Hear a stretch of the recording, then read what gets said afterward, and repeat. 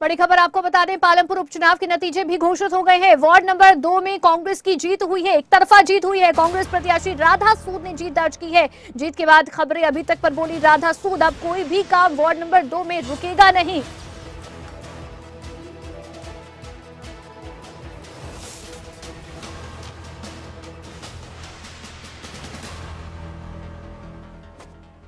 में उपचुनाव थे और उपचुनावों में आज मतगणना हुई। मतगणना में राधा सूद 451 मतों से विजयी हुई हैं। 451 मतों की जीत उन्होंने हासिल की है। इस वक्त राधा सूद हमारे साथ मौजूद है, उनसे जानेंगे कि मैडम बहुत बड़ी जीत है, जैसा कि आपने माना था और कहा था वो एक बार सच हुआ है।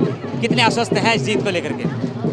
मैंने आपसे पहले भी कहा था कि मैं पूरी तरह से आश्वस्त हूँ कि मैं जीतूंगी इस सीट को, क्योंकि वार्ड नंबर 2 की जनता जो है वो बिल्कुल मेरे परिवार की तरह है।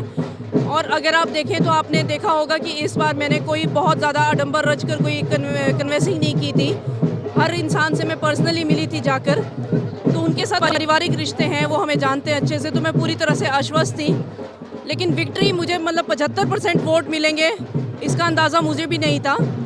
आज तक हमने जो लीड बनाई थी 70% की पिछले 2 इलेक्शनों में, उससे भी 5% बढ़ गए हैं, तो इस मेरे लिए इससे ज़्यादा खुशी की बात और क्या हो सकती है।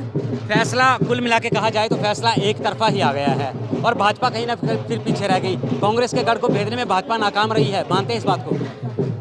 मैं कांग्रेस का गढ़ क्या कहूँगी कि श्रीमती सोना सूद जी की जीत कहूँगी, क्योंकि मैं तो 2 साल से बाहर थी।